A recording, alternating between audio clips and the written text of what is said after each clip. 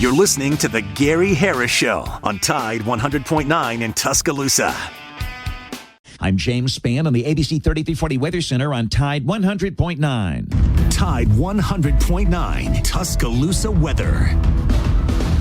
The Gary Harris Show. UCM hosts Tider Insider TV, Crimson Tide Kickoff, play-by-play for Alabama sports, and sports director for WVUA 23. It's time for the Gary Harris Show on your home for Alabama sports. Tide 100.9 and streaming on the Tide 100.9 app.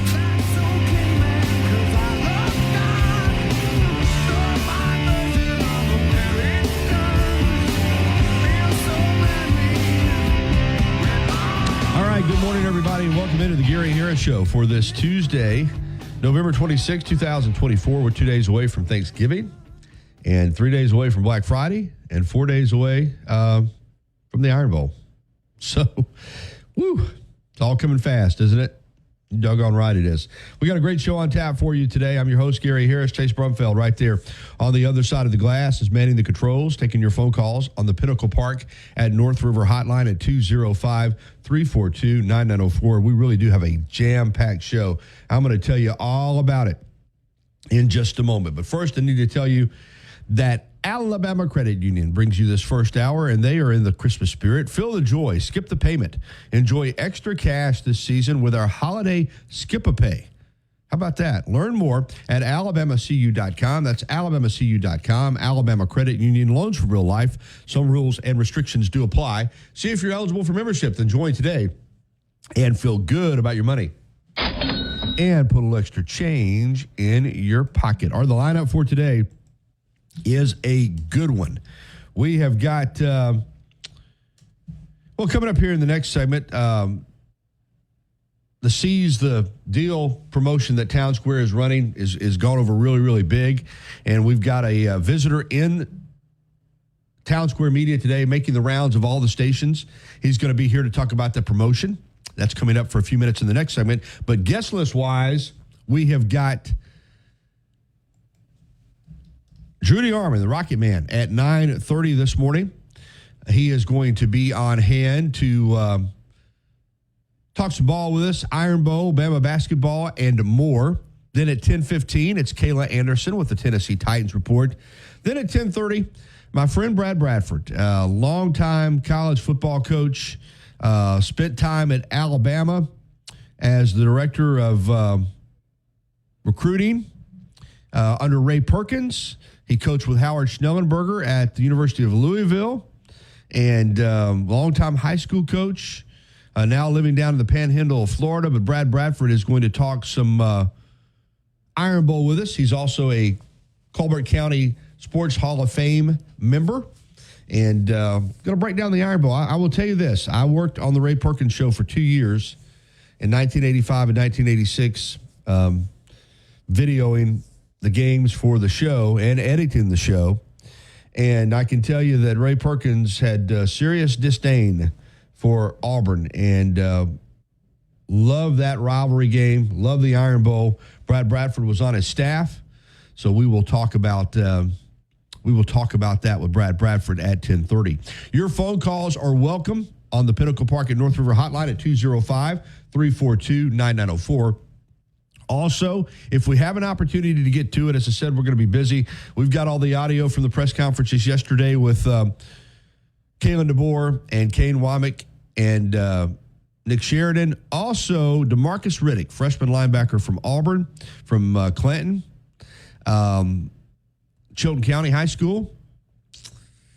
He's not the only one, but the Iron Bowl has not traditionally been a game where there's been a lot of trash talk, a lot of mouthing off. Well, several of these Auburn freshmen didn't get the memo. DeMarcus Riddick talking about Ryan Williams. You're not going to believe what he had to say if you haven't heard it. Cam Coleman, the freshman wide receiver, popping off. Perry Thompson, another freshman wide receiver.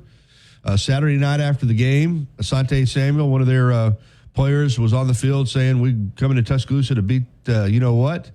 And interesting.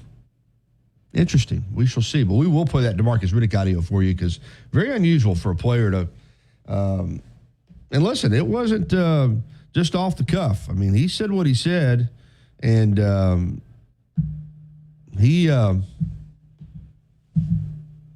went after Alabama. Said, well, anyway, I'll play it for you in a little bit. How about that? All right, let's talk about some stuff that's happening outside of the Iron Bowl, because we're talking plenty about that. Monday Night Football last night. Derrick Henry, listen, when he gets more than 20 carries, the Ravens win. It's as simple as that. I mean, it's not real hard. For some reason, Todd Monken, the offensive coordinator, does not always go by that formula. But when he does, the Ravens win the game. And last night,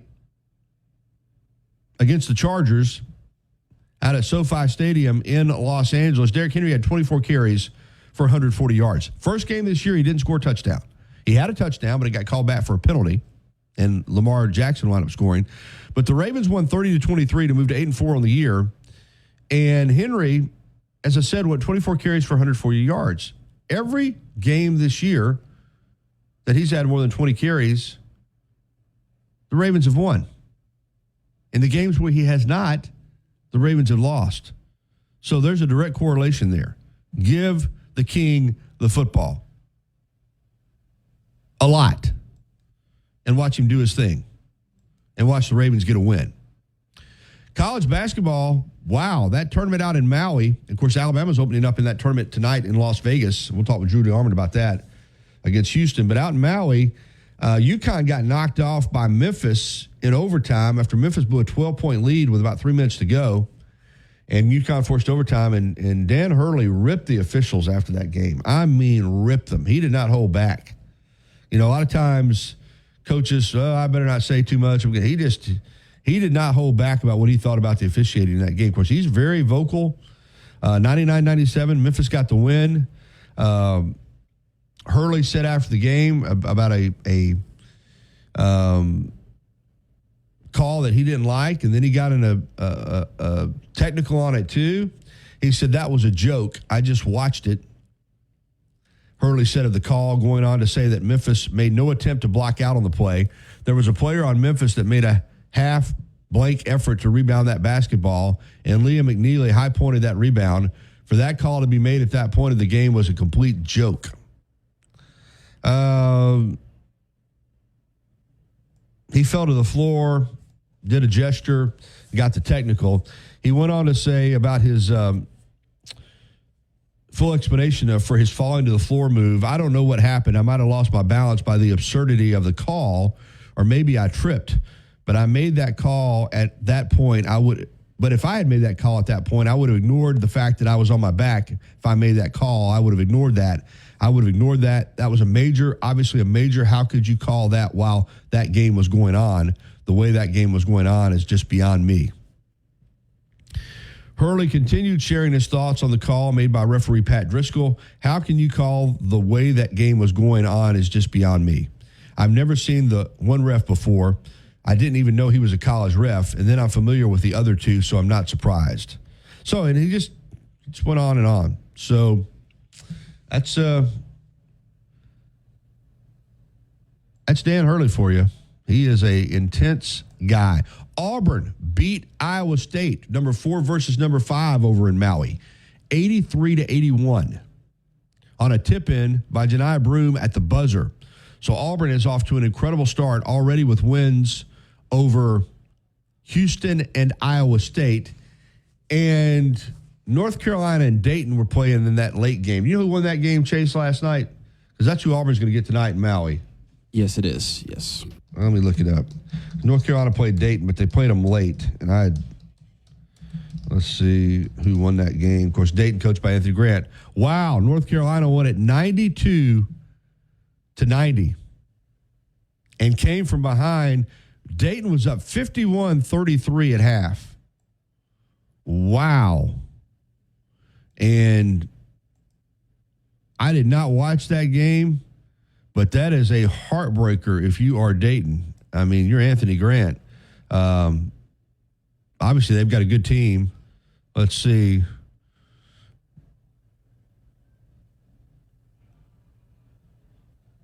Man, that's just boy, a lead like that. I'd like to see how that game played out. I'm trying to find a little recap on it. But anyway, so Auburn will get North Carolina tonight. And for Dayton, they're still 5-1, but what a game. All right, so all the stuff that's happening here as we get ready for Thanksgiving, as I said, we've got it covered for you. And we've got a really good show on tap. We're going to get to a lot of different topics. But right now, we are going to jump out on the Pinnacle Park at North River Hotline, 205-342-9904, and talk to Jim. Hey, good morning, Jim. Hey, a while back I called about the injuries, in college football. And the way to fix it would be the player that gets injured wouldn't be able to come back in until the next series. Well, I don't know if you listened. Chris Fowler a couple of weeks ago was doing the game, and someone was injured, and he said there's a simple way to fix it. Don't let the player come back until the next series. So I'm glad someone else is thinking like me, because I think maybe, him saying it, and I'm sure, anybody watching the game, NCAA officials and all, maybe, it will be that simple to fix it, Maybe it will. I mean, I've heard other good ideas, though, that have been posted and put out there, and nothing ever comes of it. So I don't know. I'm with you. I think it's a good idea. I think it makes sense. But as to whether or not it's actually implemented. They say they're for player safety. So if a guy has to be helped up field, there's no reason to let him come back in 15 seconds later. No, I'm agreeing with you. I'm in agreement with you. I'm just saying whether or not anything is actually done is a whole different question. I agree with you, and I think it sounds like, but getting anything implemented in college sports today is easier said than done. So Well, let me ask you this. Yeah. Is there, I guess the headsets or whatever, the helmets, for the defense, offense cuts off 15 seconds before the play clock runs out. What unless you're doing your fast break offense, like late in the game, or whatever, if you're not doing your fast break offense, why would a offensive team ever break the huddle with more than 15 seconds left? Because they're going to call the play in the huddle, and as soon as it gets to 15, as soon as they break the huddle to go up to line of scrimmage, the defense coordinator can no longer communicate with his defensive captain. So why would teams even break a huddle other than if you're doing a fast break offense? Because a lot of them don't even run a huddle anymore. I mean, a lot of these teams. Well, let me ask you this. Yeah. I'm no coach, okay? I've never been a coach or anything else. But why wouldn't a team, everybody does the same thing. They line up the shotgun, 4 wide outs. They look at the sideline. They act like they're going to snap. They look at the sideline. The defense is making adjustments the whole time. Why not huddle up with 15 seconds left? Everybody breaks for the line of scrimmage like Pete Rose, Charlie Hustle used to do when he got to walk.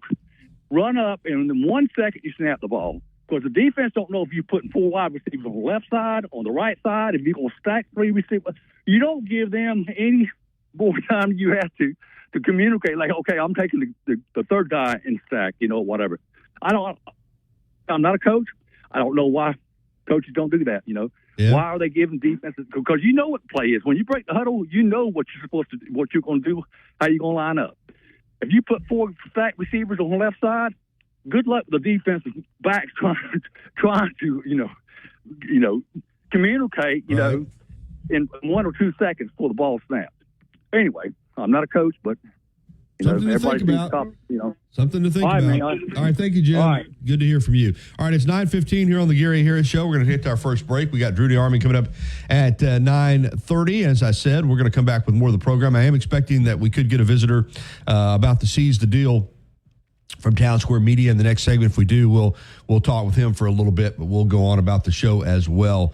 It's overcast out there this morning. We had some rain overnight, and weather's just all over the place. Again, last night it was 70 degrees when I went home. Now this morning it's cool. Now I think it's going to be back warm by tonight, and then who knows where it's going to be Thanksgiving. And then they're saying over the weekend we're going to have highs for the Iron Bowl in like the upper 40s and lows that night in the upper 20s or lower 30s. So I just never know. I guess that's why I keep battling cold and everything else, because the weather we can't get on any kind of weather pattern around here. All right, we'll be back with more of the Gary Harris Show right after this on Tide 100.9 FM and 1230 AM WTBC, your home for Alabama sports. Tuscaloosa Thread. Good Tuesday morning. Demand is expected to be high for live Christmas trees this holiday season, and area tree farmers are reporting despite drought and a major pine beetle infestation, supplies should meet demand. The Tuscaloosa Y Men's Club begins their annual Christmas tree sale tomorrow morning at 8. That's right in front of Bolero on McFarland Boulevard. Prices will be roughly the same as last year. Click TuscaloosaThread.com for more local news throughout the day. It's free. Don Hartley, Town Square Media, Tuscaloosa. As much as Innisfree has evolved, it will always be that place to escape and have a good time. Whether it's for a game day weekend, to reminisce on college days, or to create new memories, if you're looking for a good time, there's only one thing to do. Head to the Free at 1925 University Boulevard. And don't forget about the Lucky Lunch Meat and 3 special. Monday through Friday from 11 a.m. until 2 p.m. Get a meat and 3 vegetables for just $8.49. Or for a lighter appetite, try the Lucky Lunch soup, salad, or sandwich combo. I'll see you at the Free. Tuscaloosa's Old Colony Golf Course is an 18-hole championship layout designed by 1976 U.S. Open champion Jerry Pate. Director of Golf John Gray and fitting specialist Bob Montgomery are PGA certified. Mike Shivitz is the head professional and director of the Tuscaloosa Junior Golf Program. Call today to secure Minion Stewart, a team player in any holiday display for only $39.98. Don't miss doorbuster deals coming soon to the Home Depot. Starts November 29th, while supplies last. Life doesn't wait for when your finances are in perfect order. It just happens. But no matter what surprises come your way, Alabama Credit Union will be here to help make it affordable with great personal loans, mortgages, and auto loans. They offer an easy application process and fast decisions so you can stay focused on feeling good about whatever life brings your way. Alabama Credit Union will be here to help make it affordable with great personal loans, mortgages, and auto loans. Alabama Credit Union, loans for real life. Visit alabamacu.com to learn more. Some rules and restrictions apply. See if you're eligible for membership, then join today and feel good about your money. Since 2011, Billy's Sports Grill, located on Main Avenue in historic downtown Northport, has been serving their legendary signature chicken sandwich, award-winning wings, and handcrafted cocktails. Billy's is also the spot to watch all your favorite sporting events with big screen, high-definition televisions, both dining rooms, at the bar, and outside on the beautiful patio. Come by and say hello to Kim and Lisa, the Billy's Management Dream Team. Billy's, good food, good friends, and good time. Tide 100.9 Tuscaloosa weather. The sky becoming mostly sunny today, cooler, the high at 60. Clear tonight, the low at 40. Tomorrow, partly sunny during the day, then rain and a few thunderstorms coming in here tomorrow night. The high tomorrow afternoon in the upper 60s at 68. I'm James Spann on the ABC 3340 Weather Center on Tide 100.9. It's 55 degrees in Tuscaloosa. You're listening to The Gary Harris Show. Goal line in, touchdown, Alabama. On your home for Alabama sports. Tide 100.9. And streaming on the Tide 100.9 app.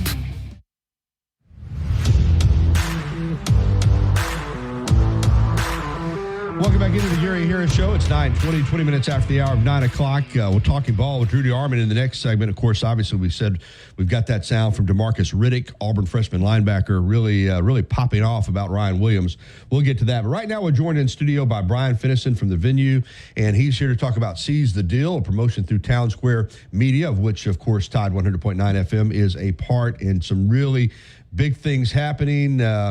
And Brian from the Treehouse Farm and Nursery. Good morning, Brian. How are you? Good morning, Gary. How are we doing this morning? Doing great, man. Good to have you in here making the rounds of all the stations, because Seize the Deal has really caught on, and you're excited to tell us what it's meant for you and all the stuff that you have happening. No, absolutely. I mean, because out at the Venue, we've got 3 restaurants. We're doing, obviously, the Seize the Deal with just one of ours, Finney's Pub, which is the ultimate in sports to come out and watch. There. I mean, Geez, when Alabama made the Final Four last year and just in all the events, I mean, we had over 1,000 people come and watch the Final Four game there at the Venue. But Finney's Pub being kind of our main sports kind of hub there. But I mean, it's come out, enjoy the family, sit there with the tables, and when the kids kind of get tired of sitting at the table, they can hop outside and run around and play some cornhole and that type of stuff while the parents or whoever can sit inside and still watch some TV and enjoy the last 10 minutes of their meal. Yeah, it's an unbelievable place, all of it. But like you said, you're focusing on Finney's Pub with all the sports. But how has Seize the Deal worked for you? Yeah, no, Seize the Deal is going to be awesome for us because, bottom line is a lot of people hear the word the Venue and they think, wow, I can go there for a big event like these Final Four events and that type of stuff. But in reality, most of the days we're 3 restaurants sitting there. So Seize the Deal is really kind of pushing for us, hey, just bring the family and eat. And so, because we've got great food, specifically there in Finney's Pub. I mean, we've got our famous smash burger there that I can't talk people out of the smash burger sometimes to get the fish and chips or the huge, chicken salad grilled or fried. And we've got a French dip there that's, that we cook a prime rib and we shave it for the French dip. And so look, it's hard for me. My wife gets on to me. It's like, do I ever get to cook at home anymore? Yeah. Because look, she's the actual owner of the venue. Okay. And so we actually have to walk up there together and say, are we cooking at home or are we just going to eat at Finney's tonight? So it sounds like for Finney's, it's pub food with a flair a little bit. It's pub food with a flair. I mean, it's a nice family meal, but yet you're right. You've got the flair there because we've got all the other little fixings, where the corn nuggets or the queso and chips and all those other things. If you're just wanting to come and hang out and watch the ball game, what's the hours of operation for Finney's? Yeah, so pretty much weekly, 2 p.m. to 8 p.m. And on the weekends we stay open till 10. Okay. Very family oriented environment, and on Saturday we open up early. 11 a.m. To get going. Yeah, and this Saturday with the Iron Bowl, I guess you're getting geared up. We're getting geared up, and it's just so easy because so much of Tuscaloosa goes out, to the quad and to the game, and so this is an easy escape to be just a little bit outside the traffic there, right across from Sokol Park, and it's easy because you can bring the kids and you can watch the game, and kids can run around outside for just a little bit, not crazy, but obviously they can run around. All right, obviously we're focused on Seize the Deal with Finney's, but while I've got you, and I mentioned the nursery and all that's out there too, just talk about everything else that's out there while you're on the radio with me. Yeah, no, we've got a 5-acre property out there. Yeah. So 2 acres of it is, almost a botanical gardens there with Treehouse Farm and Nursery. Beautiful. So we see families, and of course it's Christmas season right now. We've got the fresh cut Christmas trees and the whole fixing. So people bring their families out. You can just wander around the nursery grounds. It's so beautiful. And then grab ice cream up in Liza's Sweet Shop. And so up in the venue, we've got 3 restaurants: Finney's Pub, the second location of Ramajama, so you can still get the feeling of being at Alabama. And then we've got Liza's Sweet Shop. And Liza's Sweet Shop is pizza. It's also, our 24 flavors of Mayfield ice cream. I'm from the hometown of Mayfield ice cream. That was my high school roommate. Okay. So look, so we're all Mayfield. And so that's kind of the environment, but it's inside. A lot of people say, hey, it's raining, you're outside. We have over 100 chairs inside our 3 different restaurants. So you can enjoy it hot, cold, raining, sunshine, it doesn't matter. Yeah, man, this is awesome. Been a good visit. I have had the pizza, by the way. The pizza's good. Okay, great. I have. It was back in the summer, but I've had it. Also, again, getting back to Seize the Deal, as far as Finney's, for people that want to seize the deal, what do they need to do to take advantage of the specials? Yeah, so go to your website, and anything Town Square Media, they click on it, and so it's a $25 coupon, and they only pay half price for that, $12.50. So you're getting 50% off, and and then you just come and redeem it there at Finney's and enjoy the meal. You just heard why it's called Seize the Deal. That is a great opportunity. Of course, if you're familiar with Finney's, you want to take advantage to get the discount. If you haven't, this would be a great opportunity to get out there. Just go to our website, take advantage, get on out there. And for the Iron Bowl, if you're not going to go to the game, that'd be a great place to be on Saturday. Absolutely. Brian, thank you so much, man. Yeah, thanks, Appreciate you. Good to see you. All right, Brian Finney from the venue and Finney's Pub. Seize the Deal. Absolutely take advantage of that. All right, it's 9:25 here on the Gary Harris Show. And phone lines are open. 205-342-9904 is the number. 205-342-9904 if you want to give us a call. I tell you what, before we got a couple minutes before we hit the break and come back with Drew. Have you got DeMarcus Riddick ready to go? All right, we're not going to play the whole thing. Have you kind of queued it up a little bit? Yeah, to where he kind of starts getting interesting with what he has to say about Jalen Milroe, Ryan Williams, and Alabama. Here is freshman linebacker DeMarcus Riddick from Auburn, originally from Clanton and Chilton County High School. Ryan Williams is Ryan Williams. I mean, yeah, he's electric. He's all this and that, but in my eyes, he ain't really nobody to me. Ryan Williams is himself. He ain't no big time player to me. This team is really beatable, and I was just telling the team, like, bro, y'all don't take this team as like this. They're like, they're beatable. Like, we still got something to fight for. You know what I'm saying? So, going into this game, I'm just gonna be balls to the wall every time. Cause like I said, Bama is a big rival team. Every rival team I played, I never lost to. And and I will not lose to Bama while I'm here. Wow.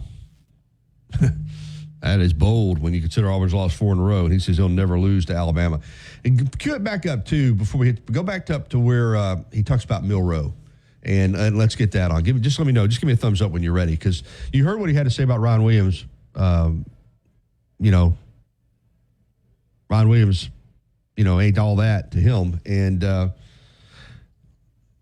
then he said he'll never lose to Alabama. And he also had interesting words about containing Jalen Milroe as well. And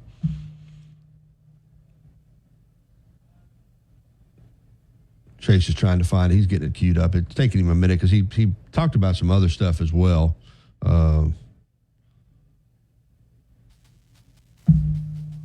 All right, here we go. Here is more from DeMarcus Riddick on containing Alabama quarterback Jalen Milroe. Obviously, what it means historically and to the people of the state. Man, I would say I'm having fun here. I mean, this is my hometown, like my home state. So I'm just giving my home state with all I got, and especially my hometown. Like, I'm a big-time player, hero for my hometown. So, like, I'm gonna show them what I am and what I'm about. So, heading into the Iron Bowl too, with it being your home state, how special is it to be able to compete in one of the best rivalries in college football?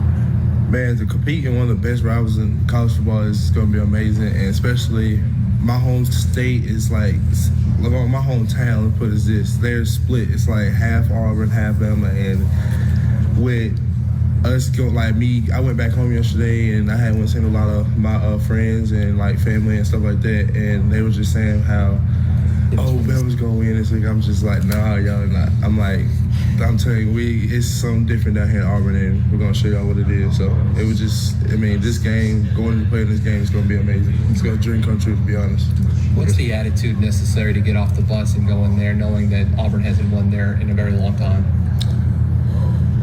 To be honest, my attitude, I'm just gonna go in there and handle my business and show the world what I can do. And that's what I hope for the whole team, man. We come here to win this game, and we ain't nothing to play with. We ain't have the season we wanted, but this game right here means something to us, like real something. What are some of your earliest memories of the Iron Bowl growing up? To be honest, I didn't really watch the Iron Bowl growing up, and so it wasn't. So I really didn't have no memories of the Iron Bowl, but I would say just hearing stuff here and there. It's just. And like watching I've watched it a couple times, like as I was older, but when I was young, I didn't really know about it. But now I'm knowing more about the Iron Bowl, and this is how big it is about this state. This is something I'm ready to play in. So, DeMarcus, your season, just coming into the role that you have on this defense and being such a vital piece of it, what's it been like for you, and what's it meant for you to come into that as a freshman? To be honest, coming in as a freshman, I really didn't think I was gonna see the field as a freshman. I thought, I would see the field as on special teams, but I didn't really feel like I was going to be able to play on the defense side of the ball until about my sophomore year. When I got that first opportunity, it just felt like, dang, I really worked my butt off to be in this position, and that's what I just ever since then just kept working and just keeping going. From your study of Jalen Milroe, he's obviously a dual threat quarterback. How important is it to be able to contain him and not let him get the edge this Saturday? It's going to be really important to this game. I would say, he is a good quarterback. He's fast, but he's not faster than me. I'm pretty as that. Like, he will not get out that box this week, and that's something I'm gonna have to work on all week this week at practice, and something that some of the guys are gonna have to help me with. Same thing goes along. All right, there you go. Strong words from Auburn freshman linebacker DeMarcus Riddick in regards to Alabama and Ryan Williams and Jalen Milroe. Hey, listen, you have to admire his confidence, I suppose, but that's highly unusual in this rivalry to have players. And there's more stuff that I'll get to later in the show that's been said by other players on that team. All right, it's 9:31. We got to get to the break. We'll come back. We'll talk more Iron Bowl and Bama basketball and Auburn basketball with Drew DeArmond from 977 ESPN Radio in Huntsville. Next here on the Gary Harris Show. If you haven't already, you've got to try Tuscaloosa's unique breakfast, brunch, and lunch concept, Brick and Spoon, downtown Tuscaloosa, Timerson Square. It's fresh food with a Cajun flair featuring a full bar with build-your-own Bloody Marys and mimosas. Open daily, 7 a.m. until 2 p.m., available for after. I'll still be making the plays, you'll be making the bets, and finally getting the sports glory you deserve. The Sportsbook at Golden Moon Casino. Play the game. Follow the Crimson Tide on their journey to another national championship. Touchdown, Alabama! On your home for Alabama sports, Tide 100.9, and streaming on the Tide 100.9 app.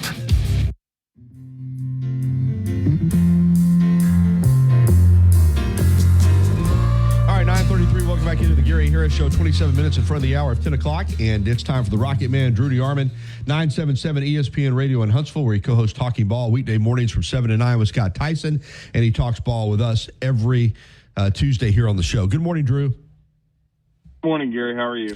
I want to dive right into the Iron Bowl, and just played DeMarcus Riddick's comments prior to your segment, and he wasn't the only one. Cam Coleman, Perry Thompson, Asante Samuel, a lot of Auburn guys talking some smack, which is really unusual for the Iron Bowl. But Auburn didn't get the memo this year. Listen, they're going to play the game on the field. I get it. But it is unusual for this rivalry to have this type of smack coming from one side this early in the week. What do you make of the Auburn approach to the Iron Bowl this year with some of their players taking some shots at Alabama? Well, I mean, I find it interesting. I wonder if it would have been the same situation. And honestly, it probably would have, just as long. I think the bravado is probably coming from the confidence they're getting, the shot in the arm from beating a pretty solid Texas A&M team inside Jordan-Hare Stadium to send their seniors off on senior night with a win. And then, of course, part of it, and Riddick kind of referenced it. He was talking about, wow, it's been really an up-and-down season for Alabama, talking about how, they get losing at Oklahoma was basically the reference point. Of course, I don't really understand that when you're a 5-6 football team who the best team you've beat on the road is the Kentucky Wildcats. But, hey, I mean, that's to each their own. But it was a little surprising, no doubt. But it goes back to what we used to say. Nick Saban never let freshmen talk to the media because sometimes they let their head overload their ass. But we'll see, and who knows, maybe DeMarcus Riddick can back it up. He's a great young talent. I know he's someone Alabama was very interested in, and he's a heck of a linebacker. He's a kind of that new age kind of guy that can run really well and can cover. And he basically said Jalen Milroe wasn't going to get out of the box and is not as fast as he is. So, maybe he can back his swagger up. He's certainly going to have to after putting all that out there. He said Ryan Williams basically didn't mean anything to him, and I heard everything he said, and then, basically said that, that he doesn't ever lose rivalry games. He's never lost one, and he's already called his shot and said he's going 4-0 against the University of Alabama. All I know is if I were an Alabama football player, and I'm not, I didn't get a chance to put on the jersey or put the helmet on, but I certainly attended the university, and I heard somebody basically calling their own shot and telling me I had no shot for 4 years. I think I'd want to strap it up and see how good that guy really is. Yeah, I'm sure the players will be fully aware of the stuff that's coming out of Auburn. Back to the Iron Bowl in a moment, but what you saw Saturday night in Norman, Oklahoma, Drew, I'm just wondering, were you shocked? Were you shocked by the performance by Alabama in that game? But yeah, certainly, especially considering how well they were playing coming into the game. Honestly, when they had the road game against LSU in the 2 weeks to prepare, there was some uncertainty there because Alabama had lost to Vanderbilt, and of course we know struggled in the game against Tennessee and lost a tough, hard-fought game. So you weren't sure how they would react, and honestly, Kalen DeBoer's team had not played as well on the road, so they had not had a signature road win. But then they play really well. They burn Red Stick to the ground. They continue to pay property taxes. In Baton Rouge, and then they turn around, and I thought, because again, they should beat Mercer and should beat them soundly, but we all saw what Georgia did against UMass. They struggled for over half the game, wanted it going away, but it wasn't a pretty performance. You're worried that it was going to be that kind of performance against Mercer, but they handled Mercer, and and really seemed to be in the right mindset and be playing well. Oklahoma was a wounded animal, and it was senior day, but you still felt like, and I knew they had a good defense. I've already watched them. So I knew for at least a half it was going to be a tough physical football game. I kind of equated it to playing Mississippi State late in the year when they used to be, vintage MSU. It would be a tough physical game, but you felt like Alabama would find a way to win it and pull away late. That's certainly what I expected. I expected Alabama to, outrush Oklahoma. That certainly didn't happen. I thought Milroe would take care of the ball like he had been. That certainly didn't happen. And then I just thought overall, that Alabama, would play better fundamental football. I was pretty surprised. I mean, and in some ways more surprised than the Vanderbilt game, because again, I thought they'd found their formula. I thought they'd found out who they were. Multifaceted running game, certainly. I felt like they had to win the turnover battle. They got one early, but then they ended up losing that turnover battle. They didn't run the football like I thought they would, and then Jalen Milroe was not sharp. So that's not a formula for success from Alabama. If they're going to beat Auburn, they're going to have to get back to that formula. They're going to have to outrush the Tigers. They've got to find a way to contain a really good back in Jarquez Hunter, who I have a lot of respect for. Milroe is going to have to protect the football, no question about it. And they're going to have to create some turnovers. And they created the one early against OU, but then basically the game was decided coming out in the third quarter when Alabama turned it over on back-to-back possessions and set Oklahoma up with a 3-touchdown lead. And then that allowed Oklahoma not to have to throw the ball. It allowed Jackson Arnold not to have to make plays with his arm. And they really they could stay conservative in their game plan. Now, I thought Alabama started adjusting and slowing down OU, but they could never get any traction offensively. And it was just a very, very poor performance by Alabama, and really their worst of the season. And I think that's why there's some apprehension now going into this Iron Bowl this week in Bryant-Denny Stadium. Yeah, well said. And you're right. There's a ton of apprehension. Let me tell you, I'm in town here. All right, I want to focus on this game coming up, not from a schematic standpoint. Obviously, Alabama's going to have to make adjustments based on what they did in that game against Oklahoma and be ready to play from a schematic standpoint. We understand that. That's all going into the preparation this week. But I want to ask you just about the emotional part of it. And a first-year head coach that if he loses this game, he will have lost to 3 unranked opponents in a season. Saban lost to 3 unranked opponents in 17 years.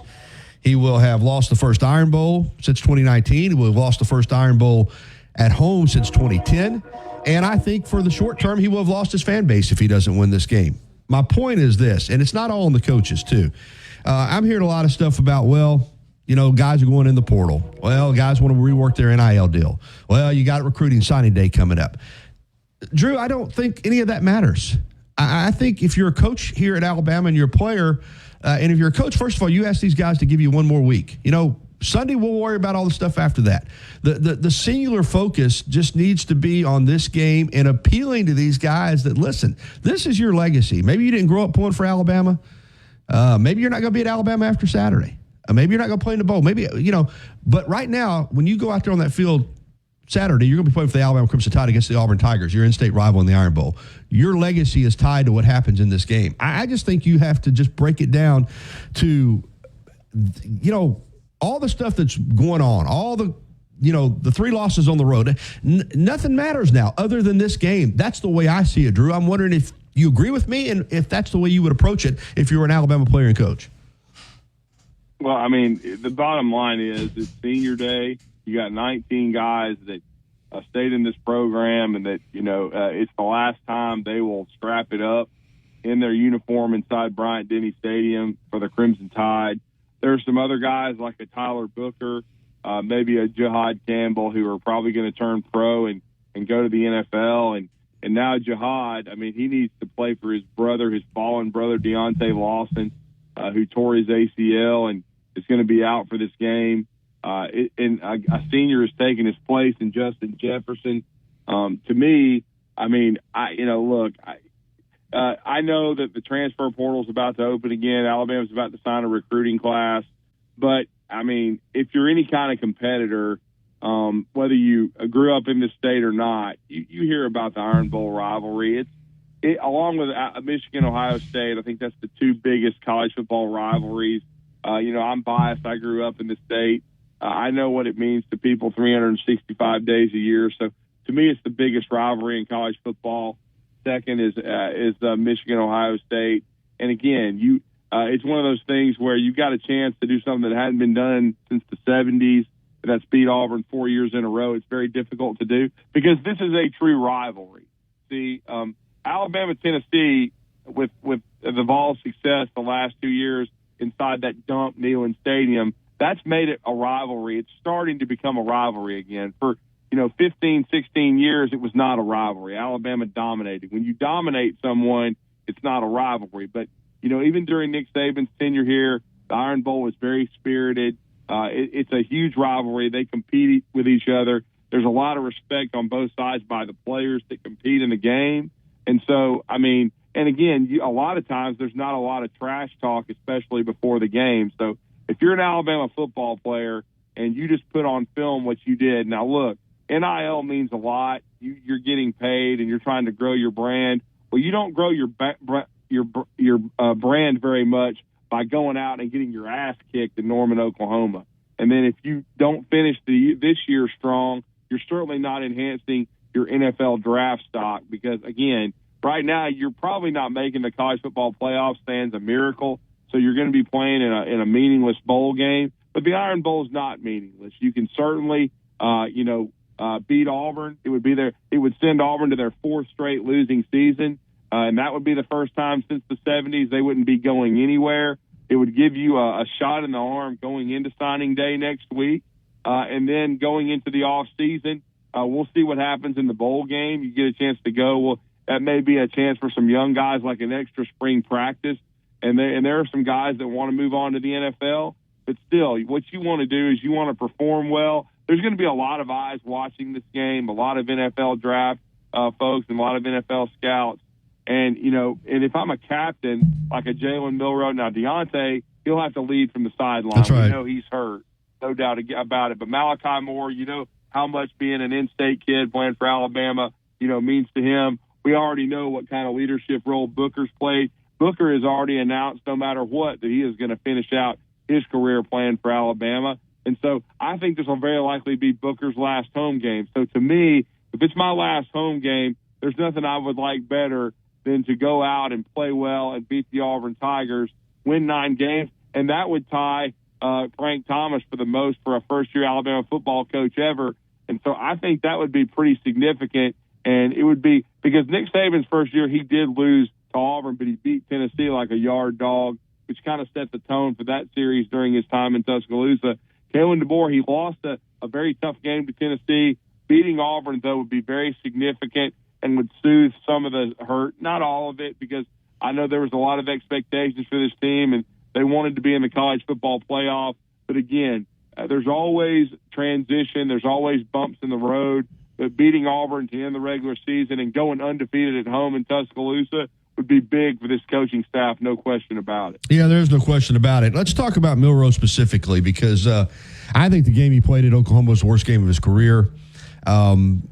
He looked rattled to me. He looked unsure of himself. I was shocked that Coach DeBoer didn't take him out a series or so, especially after he went out on a play for injury. But they stayed with him. Coach DeBoer said he looked him in the eyes after the pick six and liked what he saw, which I'll take his word for it. I don't think anybody watching the game on television liked what they saw. But if the coach likes what he sees, then okay, I get it. But that game has brought out a lot of criticism, from the way that he played to his lack of effort on that attempted tackle on the interception that became a pick six. And now even in his own fan base, I've heard people call him yella, coward, quitter. If that doesn't get you motivated, and plus it's Auburn, some of the things that are being said about you by your own fans and rival fan bases, and these guys know what's being said. I mean, I can't imagine that he won't go out there on the field, and maybe he won't play well because of, he just doesn't play well. But I would think that Jalen Milroe will go out there with a chip on his shoulder and something to prove on Saturday. That's the way I would approach it if I were him. Well, you mean if he's a competitor, you would think so. I mean, because he's certainly not enhancing his brand nor his draft stock putting that stinker on tape that he did in Norman, Oklahoma. I didn't think the first half for him was all that bad, and that's why I think it was a complete team loss, because these guys around him need to play better too. I mean, C.J. Dupree, you've got to catch the football, and it is surprising because he's had a pretty solid senior year catching the ball, blocking. He misses a block early. He doesn't catch the football. You've got Kobe Prentice whipping on a block that helped lead to an interception that led to a touchdown. It was frustrating to watch. I mean, Ryan Williams, is brilliant as a talent as he is, he dropped a third down pass. I mean, there was like 4 drops in the first half. Now, I will say, in the second half, I thought they got off to a good start. I thought they were starting to make adjustments. They were running the ball with the backs more traditionally, and they were moving the ball. And then, he hit that nice throw to Kobe Prentice to move the change. But then you don't do the little things right. You miss a block, and it leads to an interception. And then on this next series, it was just like Texas all over again. He throws a pick six that basically ends the game in the middle of the third quarter. It was just very, very frustrating. I just think – and the one question I have about this team and their 3 losses is this coaching staff and the players. The players have to show more competitiveness and more grit, and then the coaches have to adjust. I mean, I think they were starting to try to in this last game, but it was just so catastrophic what happened with that pick six. But I just haven't liked the way this team has responded to adversity in their 3 games this year where they really fell behind, and that was, of course, their 3 losses to Vanderbilt and then to, of course, to Tennessee and then to Oklahoma. Now, they did respond against Georgia, but they were only behind for basically 1 play, and then Jalen Milroe made a great throw, and we know the play that Ryan Williams made. But after that, I just don't think they've responded well to adversity. But, they get a chance to atone for a lot of things on Saturday and go out on a winning note at home, and then you just see where your postseason fate brings you. But, again, having that C on your jersey should be important to you. It should be important because you're judged, and rightfully so. Kalen DeBoer, his long-term future at Alabama is going to come down to, can you beat Tennessee and Auburn? Nick Saban did it. Gene Stallings did it. And of course, Coach Bryant. So they stayed here a while. Ray Perkins left. He was 2-2, but he left for another opportunity. But we all know, Bill Curry wasn't fired, but he certainly wasn't missed because he didn't handle this rivalry good, even though he beat Tennessee. But again, if you're going to be a long-term successful coach at the University of Alabama, you're measured by by the Iron Bowl against Auburn and against Tennessee. And so this is going to be a legacy game for a lot of seniors, for Jalen Milroe, and for Kalen DeBoer trying to set the tone for his tenure at the University of Alabama. All right, Drew, we're getting up against the clock, and I want to ask you about basketball. So just real quickly, do you have a prediction for the game on Saturday, the Iron Bowl? It's hard, I do, but I mean it's still with a lot of apprehension. I know I don't like Alabama to cover. I've seen that it still stayed about 11.5, Gary. I picked Alabama 28-20 in a 1-score game to find a way to win, to show some guts, to show some pride, and to battle Auburn. I think Auburn's getting better. I certainly think Hugh Freeze is recruiting well. They've got some good young players, but it's the games in Tuscaloosa. You made the point at the start of the segment that they have not beaten Alabama since the comeback game in 2010, and I just think Alabama's the better program, the better team, and hopefully we'll show some backbone and some guts and tenacity and come back strong like they did following the Tennessee loss when they beat LSU. All right, Drew, big basketball game tonight. Got to keep it tight, but Alabama taking on Houston out at the Players Era Festival in Las Vegas. Yeah, 7 o'clock. It's going to be a big opportunity. Alabama swept Houston earlier in NATO's tenure, winning a game at Houston when Brandon Miller was there in that 31-win season, 31-6 season for Alabama. And then we all know the year before with J.D. Davidson and those guys, they won a high-level, high-scoring game in Tuscaloosa. So they beat Houston in back-to-back seasons. This is going to be on a neutral floor in Las Vegas. Very tough team. Houston's very physical. They're very tough-minded. Alabama's, I think, deeper, but they're definitely going to have to pack a lunch tonight. I think if Alabama can keep the turnovers to a minimum and compete on the glass, anytime you're playing Houston, rebounding is a huge part of it. If they can win the rebounding battle and kind of wear Houston down, I think they can win the game. I know Auburn's already beat Houston, but it's going to be very, very tough, though. It's a very difficult, tough matchup, but Alabama will definitely get their oil checked. But I think if Mark Sears bounces back, I know he's been putting a lot of time in the gym. I think Alabama's got a very deep backcourt, and if they can get maybe Jaron Stevenson to maybe pop, have a game where he kind of gets out of his slump and then can play alongside Grant Nelson and Cliff Amore, who they need to keep out of foul trouble. I think having rim protection this year is going to help. But, I like Alabama in a close game against Houston, but it's going to be a really tough game. I know Houston's about a 4.5-point favorite. All right, and Drew, speaking of Auburn basketball, they beat Iowa State last night.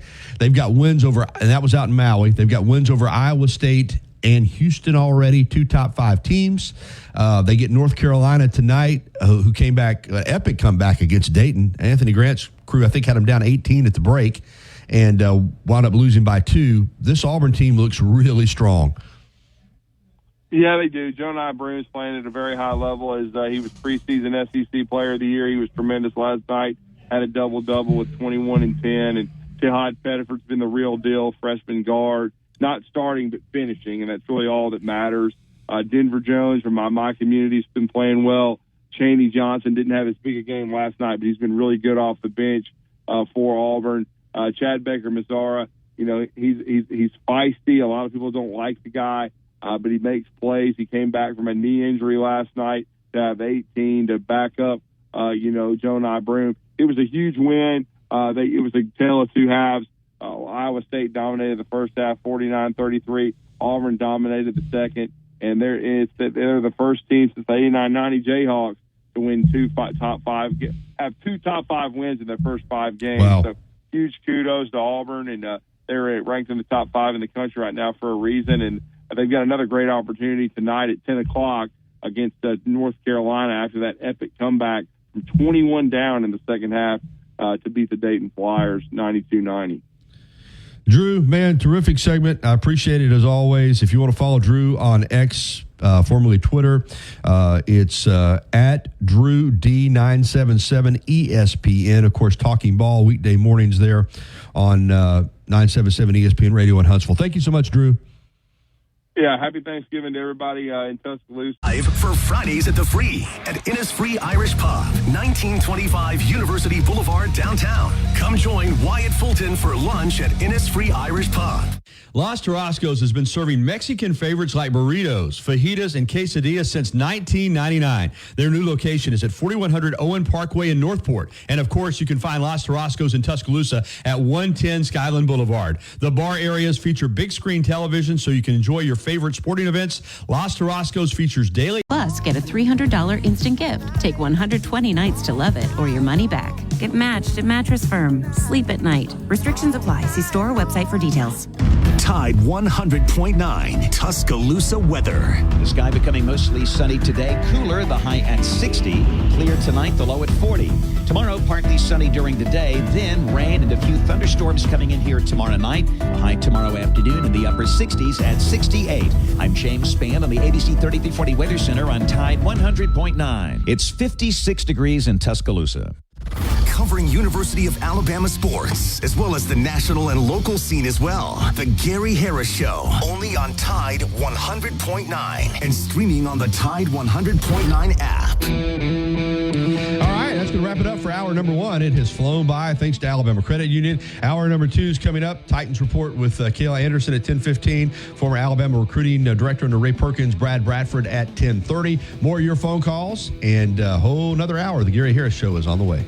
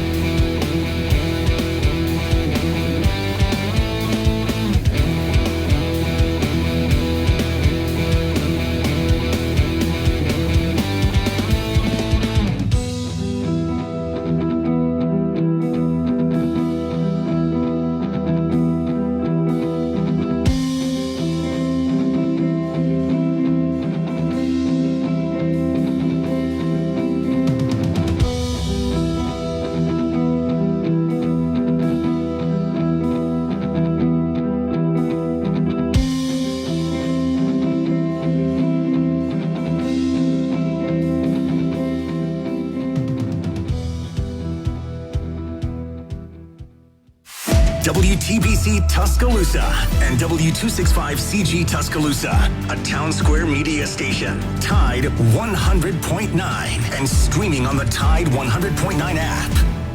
But why would anyone want that? The song was very convincing. Earn 1.5% cash back on all your holiday purchases with the Capital One Quicksilver Card. What's in your wallet? Terms apply. See CapitalOne.com for details. Here's a taste of something that you missed from the Doug Gottlieb Show. Ready? I could be wrong, but I think I speak for everyone in saying something super, super cliche. Right? And the thing you really guard against in this profession is being cliche. So I try to never be cliche. I try to never say the obvious, Captain Obvious thing. And I also have tried to remove, at least on some level, the emotion of the moment. Anyway. Now, I'm sure there's people at Brown Stadium. It's the Tide Tailgate Show on 95.3 The Bear and Tide 100.9 WTBC 1230. Roll Tide. The Gary Harris Show. UCM host Tider Insider TV. Crimson Tide Kickoff. Play-by-play for Alabama sports and sports director for WVUA 23. It's time for the Gary Harris Show on your home for Alabama sports. Tide 100.9 and streaming on the Tide 100.9 app. Here we go, hour number 3 of the Gary Harris Show for this Tuesday, November 26, 2024. Gary Harris, Chase Brumfeld with you. We're about to get to a phone call in just a moment. Kayla Anderson with the Tennessee Titans report. They shocked the Houston Texans this past Sunday out in Houston. Biggest win of the year for the Titans. Brad Bradford, former Alabama staff member with Ray Perkins at 10:30 on the Iron Bowl. Some app messages. I found a couple from yesterday. I'm sorry I missed these. I got to do a better job. I try to get to them, but we had a couple that came in yesterday during the show. You don't want to lose the Iron Bowl on Saban Field, especially after Saturday. That was from Mardi Gras and Lynette. Mac in Charleston said he disagreed with a caller saying only 2 players were there to play Saturday night. The best Alabama player on the field was Malachi Moore. Kid was all over the field.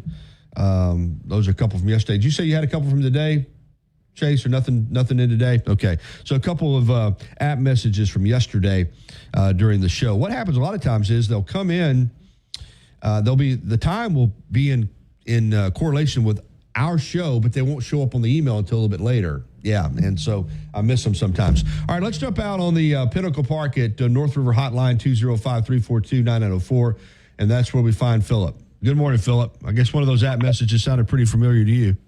Yeah, I use a pseudonym, and I work for an upright agency, so I have to be careful. I get it. I understand.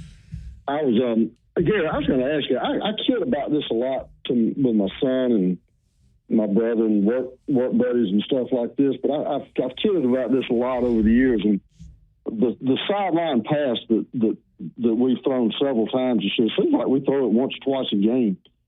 But, it never seems to work. I know I'm probably missing some that do work, but it just never seems to work. I mean, do you agree? I have not been impressed with it. I'm with you. I've been miffed at while they keep trying to continue to run that play. It just he's referencing that wide receiver screen where you throw it out to the sideline and wide receivers are supposed to block to try to spring the wide receiver that catches the ball. And obviously it's been ineffective for the most part. And then also Oklahoma obviously had done the film study on it and knew exactly based on that formation what was coming, because that young corner, that freshman corner, jumped that route and, got the pick on it. And he was not fooled at all. So I'll be honest with you. Of course, it's easy to pile on when things aren't going well. I get that. And, the last couple of weeks, I was feeling really good about what I had seen against Missouri and what I'd seen against LSU and what I'd seen, obviously, against Mercer. But that game, I thought the game plan was lacking. I thought the adjustments in game were lacking. And catch that phone there, Chase, if you don't mind, real quick. And I thought that they just couldn't get out. It was like they were stuck in mud.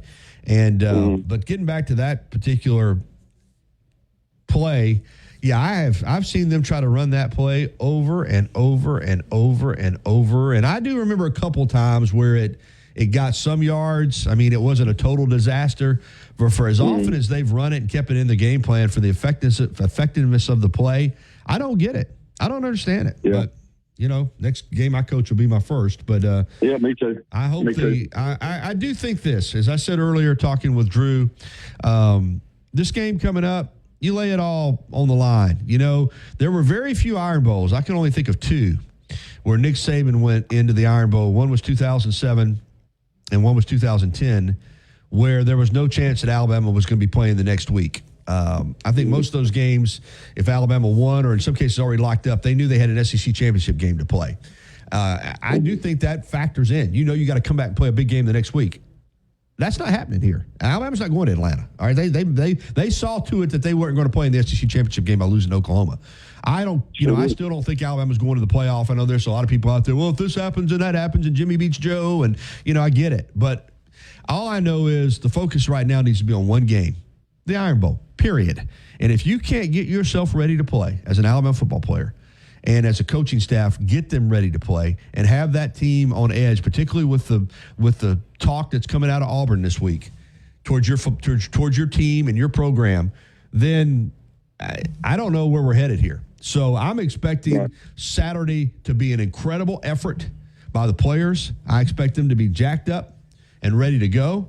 I expect the coaching staff to have a game plan in place where, because I'm sure Auburn have some stuff too, but I'm sure there's going to be some stuff that they have not seen on tape this year that Alabama's going to have specifically in for this game.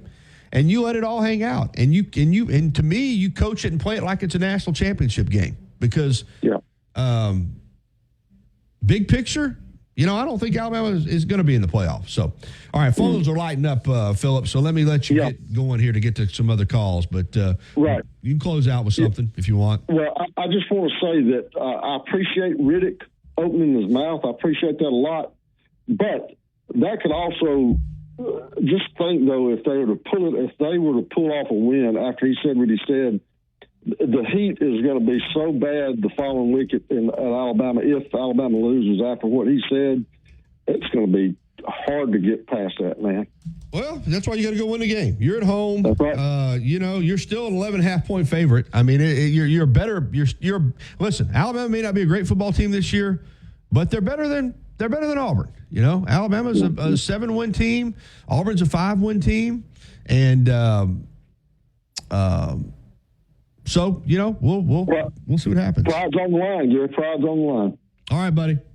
See. Yeah, Alabama's actually an 8-win team. So 8 wins to 5 wins. All right, let's get to Cowboy. Hey, Cowboy. How you doing, Gary? Hey, when you have on Brad Bradford, ask him what it was like coaching with Coach Snellenberger, Howard Snellenberger. Oh, I will. I definitely will. Yeah. I met Brad in Birmingham in the mid to early 90s at the deal where these people went and they invited me to come called the Coffee Club down at Michael's Restaurant.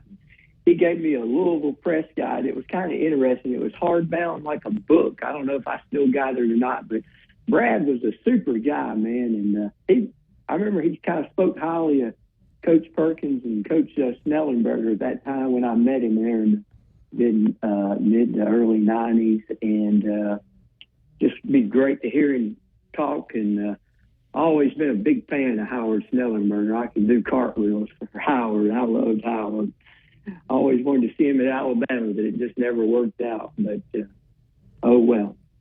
The Iron Bowl, I'm surprised the Auburn guys are putting bulletin board fodder out there. But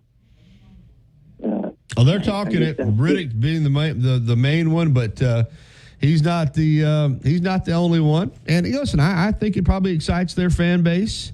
And I don't think you're going to hear. And I don't know. These players around Alabama, they talk every day too to the media, just about. And I don't think you're going to hear anything like that coming out of Alabama. But who knows? But I know this. If I'm an Alabama player, hearing what they're saying, it would get me fired up. I can tell you that right now. Yeah. But why weren't they fired up for Oklahoma?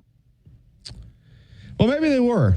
And they just, I can't, listen, they got their butts beat, all right? But that game's over. What happened to this point, and I think I shared this with you in a text, doesn't really matter.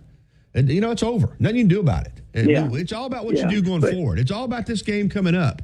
Clearly, that was a pathetic performance with everything on the line, and and you're right. If they go out and play like this against Auburn, then you know what?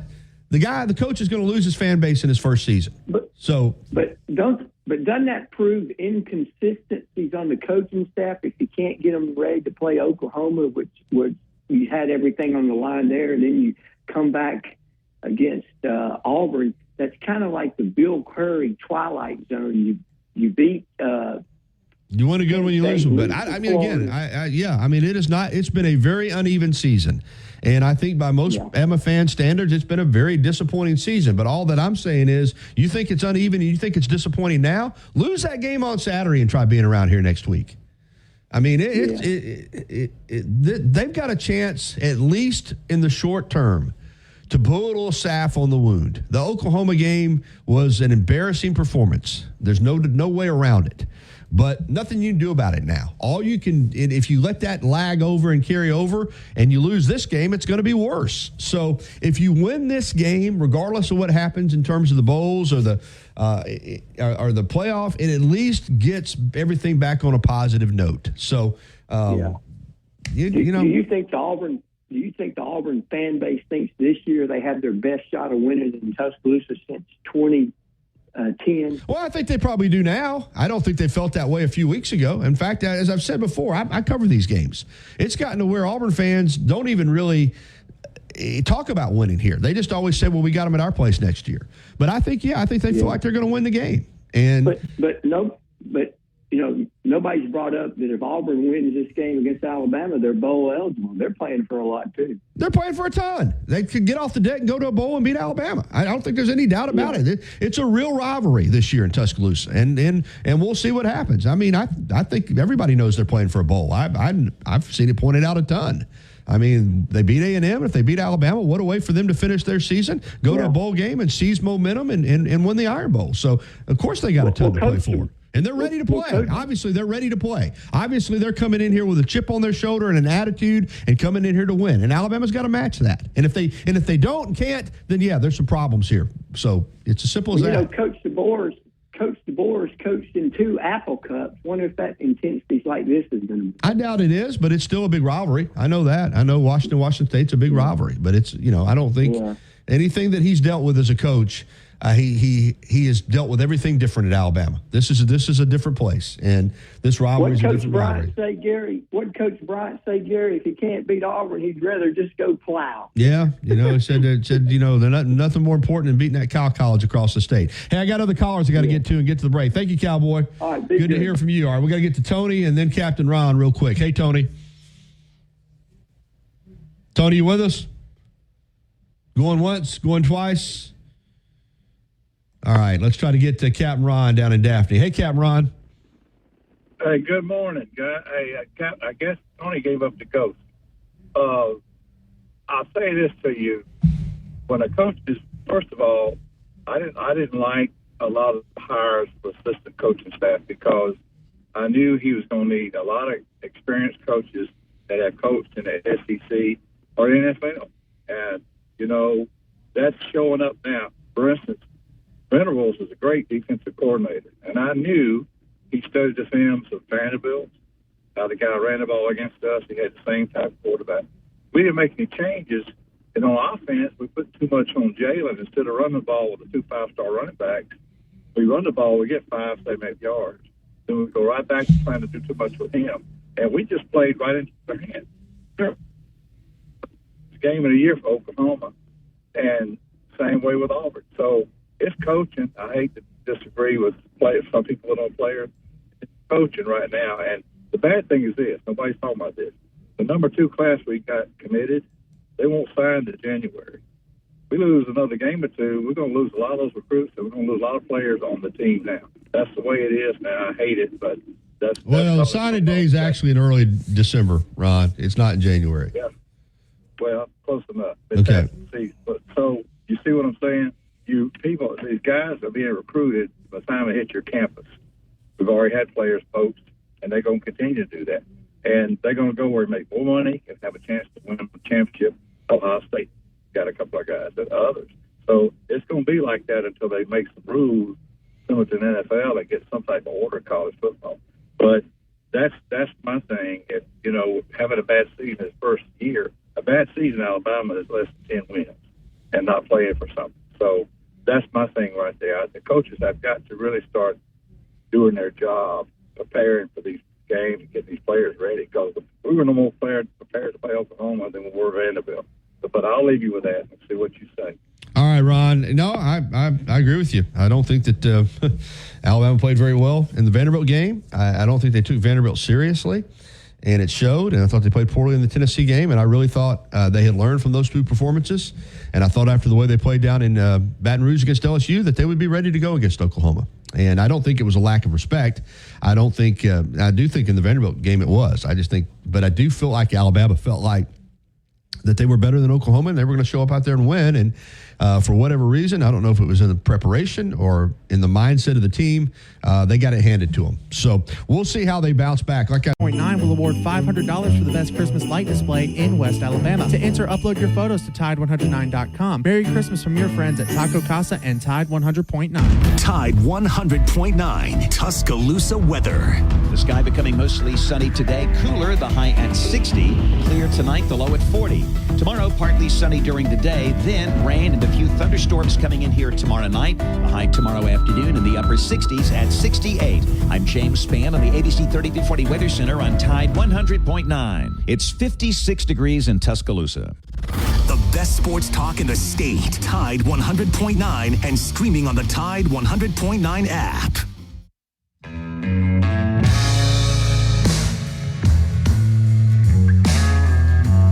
All right, 10:20. Welcome back into the Gary Harris Show. We have been going nonstop this morning, but we're going to slow down with Kayla Anderson from the Tennessee Titans Report and focus in on the Titans here for a few minutes. Good morning, Kayla. How are you?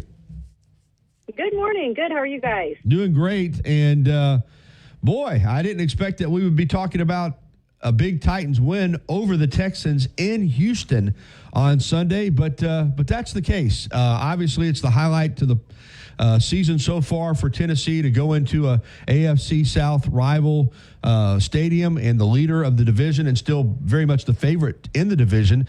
But for Tennessee to win that game, how big was that for this Titan squad?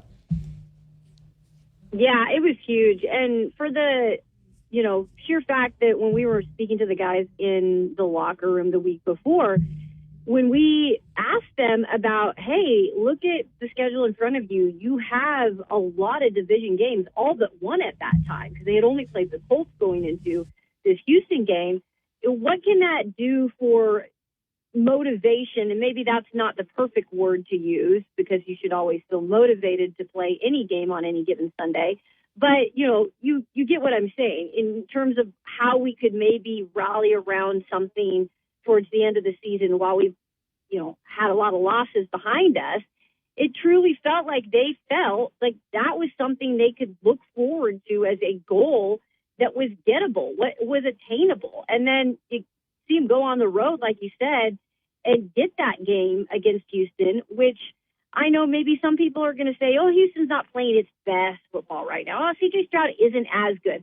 I'm not going to listen to that kind of crap, because any team on any Sunday is going to try to be their best to beat the other guy on the other side. And especially when it comes to your division rival and the history that goes on between these two franchises. So I think with them to go in and do that on their home turf, I think that was a really big step in the right direction. And they did it while overcoming some mistakes during the game. Look, they didn't play perfect football by any means.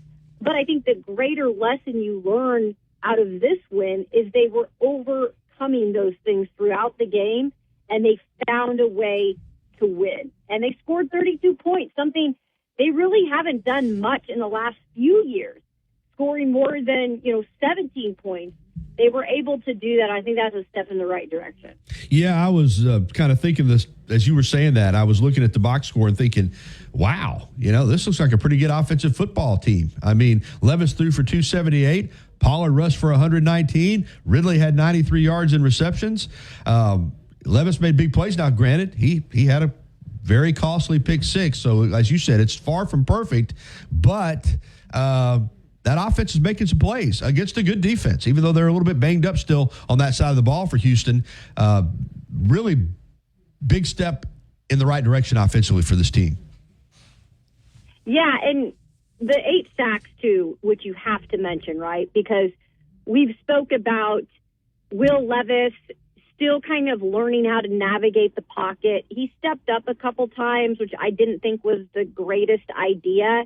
I think he's still not 100% in terms of feeling comfortable with the line at times.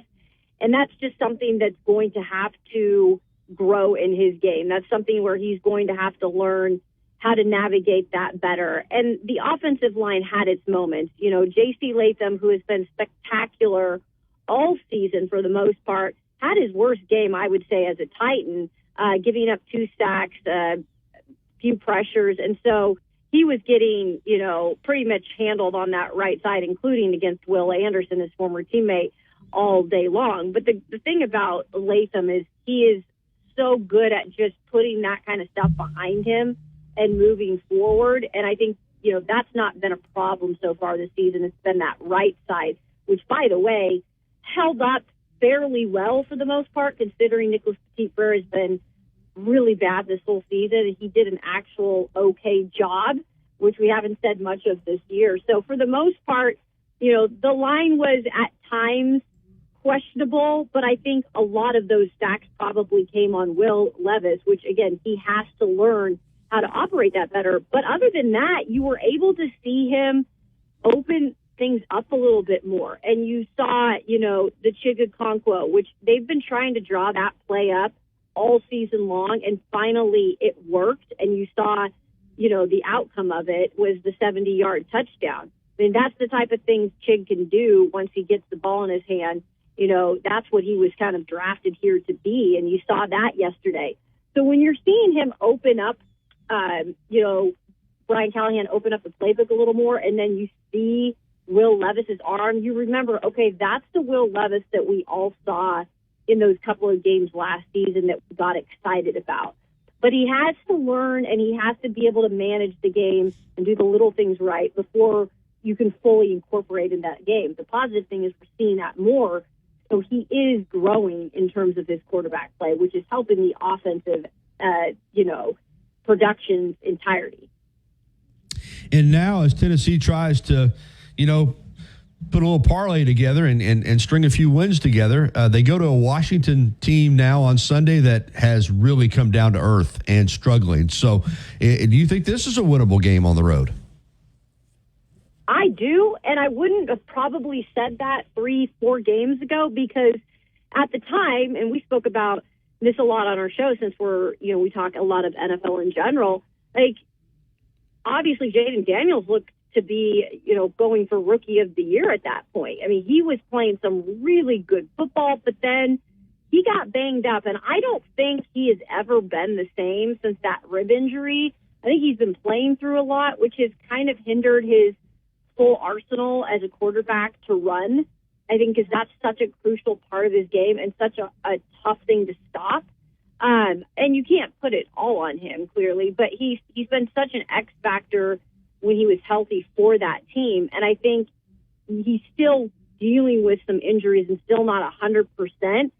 And right now you have to take advantage of that if you're the Titans. And look, the defense, it's still a challenge. They've not really handled quarterbacks who have used their legs well, i.e. Justin Herbert when they played him, even Sam Darnold, who's not known as a real mobile quarterback. Sam Darnold was getting frisky against him when it came to using his legs. So they've really got to lock down against that this weekend against the Commanders, because if you can figure out a way to shut him down, I think that this offense, since it's catching its stride, could start to click, and they know what they're doing well. So I think that the defense will have its hands full this weekend, but here's the best time to take advantage of a Commanders team that, let's be honest, maybe losing a little confidence, maybe Cliff Kingsbury, you know, we always see him start off really well, but does he make adjustments? You know, can he do that? We're going to see.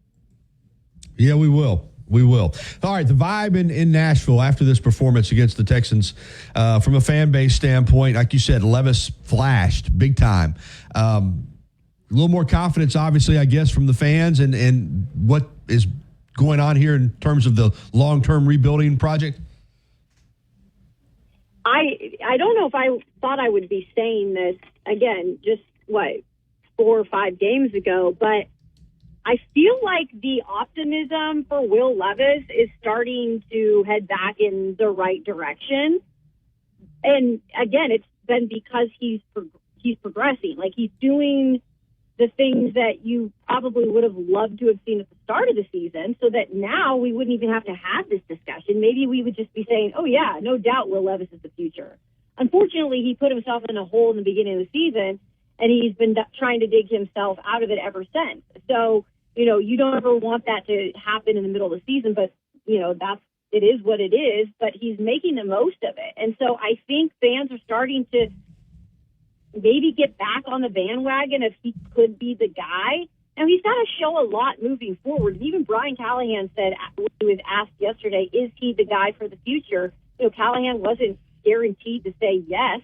He said there's a lot of positive signs, but there's still things that he needs to do better. His reads need to get better. He needs to be, again, able to kind of handle pressure sometimes and know what to do in certain situations to not take a sack. So there are things that he needs to do better, but there are a lot of things that have been positive, including the mindset. I think that was the biggest thing that plagued him early on this season. I thought he kind of got ahead of himself and being the starter, being that guy. And he was humbled very quickly when he was injured and he had to sit and watch Mason Rudolph take over. So I think that might have been a blessing in disguise for him. But yeah, I think that there's a lot more positivity. And now that, like I said, there's division games in front, which are winnable. I think people are starting to at least think the end of the season can end the way they would have liked, the start of the season to go. Sure. And it just feels good, I know, for Tennessee Titans fans to beat the Texans in a year in which the Texans are trying to go back-to-back as division champions. Great stuff as always, Kayla, and fill everyone in on where they can find you. Yeah, you can follow me on Twitter X at Kayla Anderson TV, always tweeting about everything college football and NFL. And then you can also listen to Ramon, Kayla, and Will wherever you get your podcast. Thank you. Thanks so much. Happy Thanksgiving. All right, same to you. All right, it's 10:31 here on the Gary Harris Show, and we've had some great golf weather lately, and I have a lot of people tell me they're taking advantage of it out at Tall Pines Golf Course. 205-556-1232 to make a tee time. That's 205-556-1232. A hidden gem in Tuscaloosa, Tall Pines Golf Course, and they're open for public play, and also you can get a membership as well. That's Tall. Discover better living at First and Main. Visit firstandmaincondos.com or call 205-657-7465. Mention you heard about us on the radio and receive 1 month free rent. You see him on WVUA 23 covering sports and on Tider Insider TV on Tuesday nights. Don't miss a minute of the Gary Harris Show. Weekdays from 9 to 11 on Tide 100.9.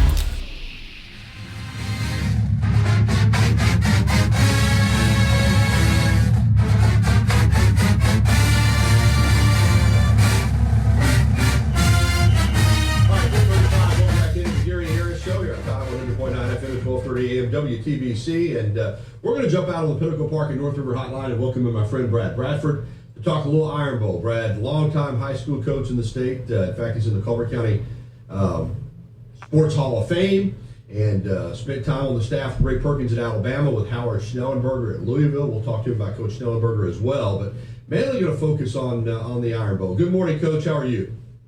Doing great, Gary. How's it going in Tuscaloosa? Going well, man. Well, not going as well as it would be going if Alabama hadn't, laid an egg on Saturday night in Norman. But we'll hold off on that for a moment. But I want to talk to you about your experience at Alabama with Ray Perkins, because it coincided with the 2 years that I was the videographer for the Ray Perkins Show in '84 and '85 and '86, and you were here and as recruiting coordinator and working in the dorm. And I remember Coach Perkins' intensity all the time, but particularly for this game. I mean, we think a lot about Coach Bryant with the Iron Bowl, but I know how special that game was to Coach Perkins, the intensity that he had.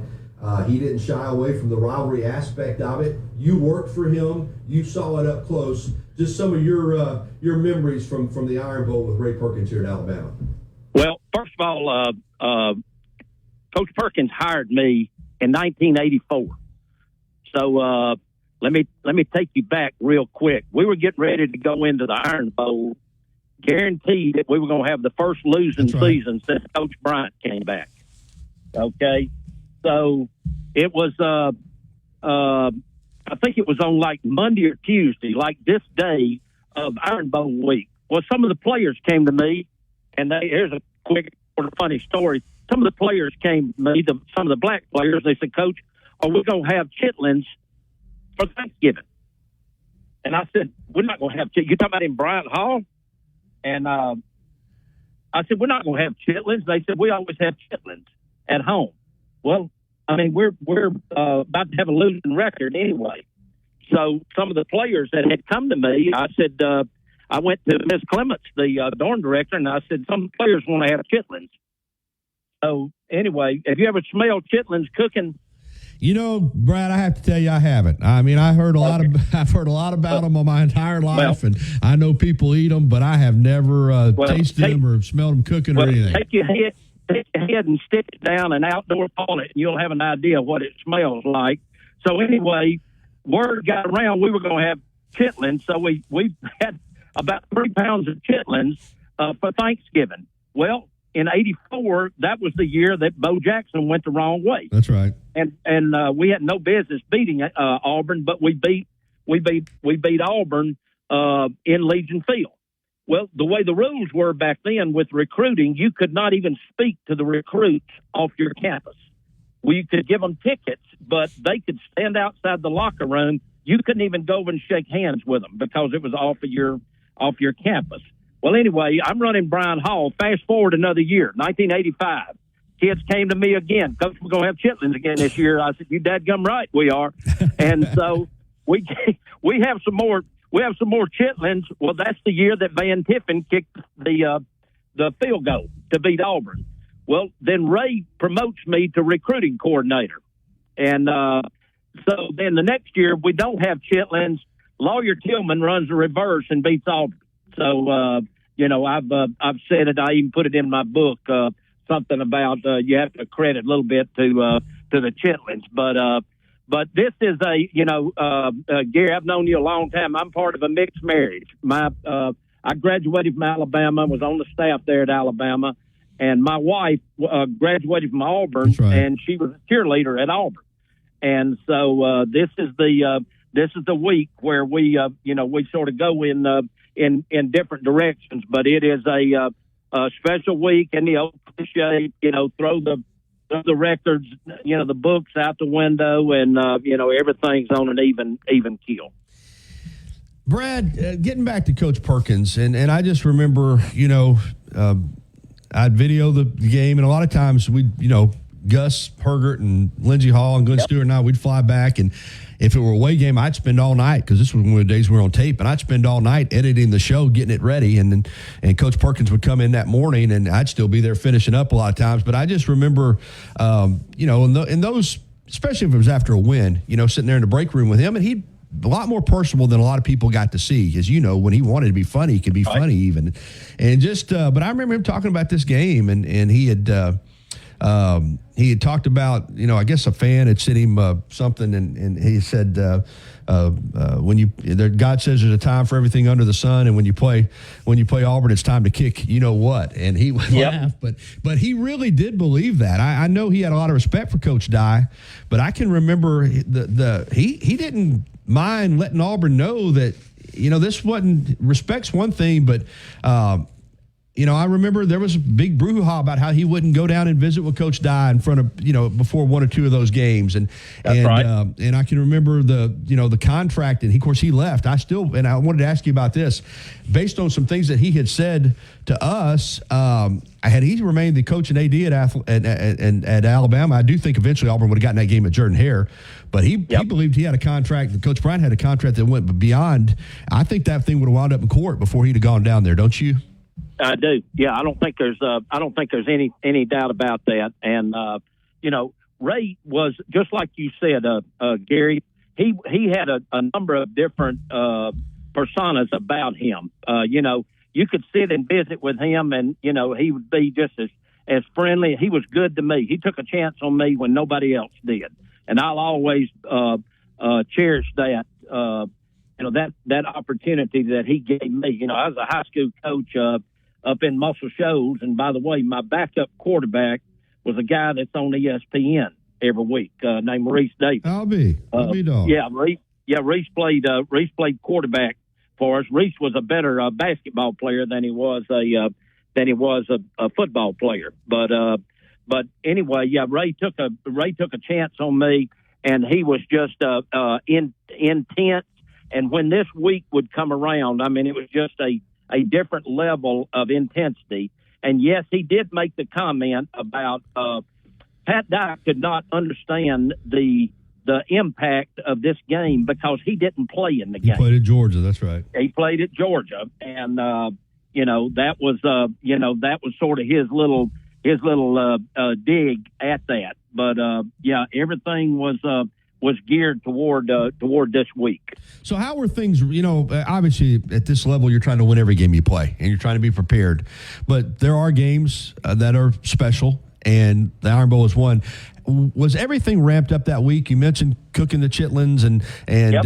Was it just a different vibe that week before? And I think was there a bye? Was that the days when there was? Did you coach here? Were there 2 weeks before the game, or was it the next? I can't remember. It was the next week. Okay. Oh, I'm sorry. No, there was an open date. There was an open date between that. Yeah. So you had there were 2 weeks during the season. That was Tennessee week and Auburn week. During Tennessee week, of course, I ran Bryant Hall. Everything turned orange. We had orange on the bulletin boards. Orange juice.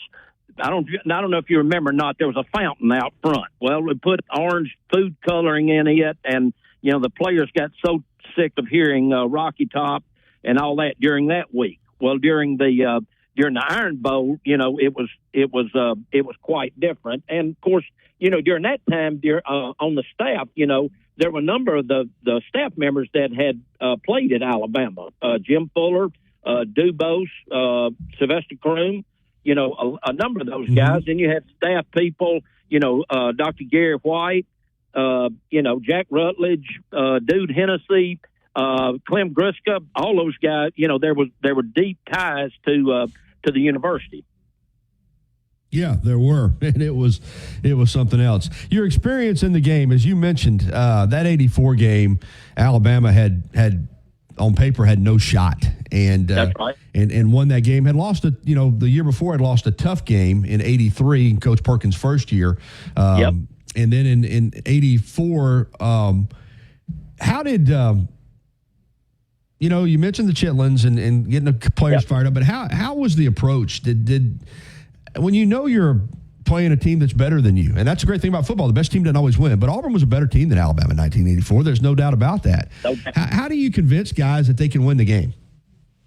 It was, he went in, going back through the schedule and talking about, all the opportunities that we had during that year. And see, also, Gary, keep in mind, like I said earlier, this is the first time we knew that we were going to have a losing record. I mean, we went in, this is when you played 11 games, and we were 4-6. I'm running Bryant Hall, and we lost to Vanderbilt on homecoming. Mm-hmm. And so, and Perkins, during in the locker room, he said, Coach Bradford. And I said, yes, sir. He said, curfew tonight is 12 o'clock midnight. And if anybody's not in, throw their stuff out of their room out into the courtyard, just like that. So, I mean, he was that intense about everything, but there was a different level of preparedness.